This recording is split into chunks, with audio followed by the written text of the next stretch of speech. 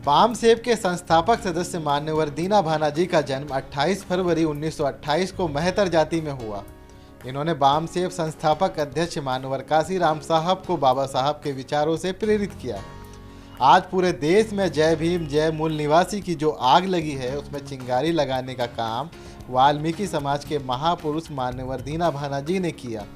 दीना भानाजी ने बाबा साहब का भाषण सुना और भाषण सुनकर उन्हें यह लगा कि यही वो शख्स है जो देश से जातिवाद समाप्त कर सकता है। दीना भानाजी ने बाबा साहब के विचार समझे, जाने और बाबा साहब के निर्माण के बाद भटकते भटकते पूना आ गए और पूना में गोला बारूद फैक्ट्री DRDO में सफाई कर्मचारी के रूप में सर्विस प्रारंभ की, जहां रामदासिया चमार मान्यवर काशीराम साहब क्लास 1 ऑफिसर थे, लेकिन काशीराम जी को बाबा साहब कौन है या पता नहीं था। उस समय अम्बेडकर जयंती की छुट्टी की वजह से दीना भानाजी ने इतना हंगामा किया, जिसकी वजह से दीना भानाजी को नौकरी से बर्खास्त कर दिया गया। इस बात पर काशीराम जी नज़र रखे हुए थे। उन्होंने दीना भानाजी से पूछा कि यह बाबा साहब कौन हैं जिनकी वजह से तेरी नौकरी चली गई।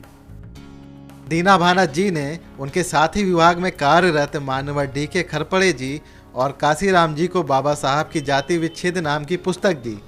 भानाजी द्वारा दी गई पुस्तक काशीराम जी ने रात भर में कई बार पढ़ी और सुबह ही दीना भानाजी के मिलने पर बोले, दीना तुझे छुट्टी भी और नौकरी भी दिलाऊंगा और इस देश में बाबा साहब की जयंती की छुट्टी ना देने वाले की जब तक छुट्टी ना कर दूं तब तक चैन से नहीं बैठूंगा, क्योंकि यह तेरे साथ साथ मेरी भी बात है।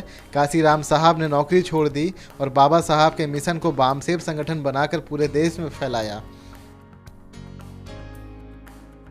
यदि दीना भानाजी ना होते तो ना बामसेब होता और ना ही व्यवस्था परिवर्तन हेतु अम्बेडकरवादी जन आंदोलन चल रहा होता।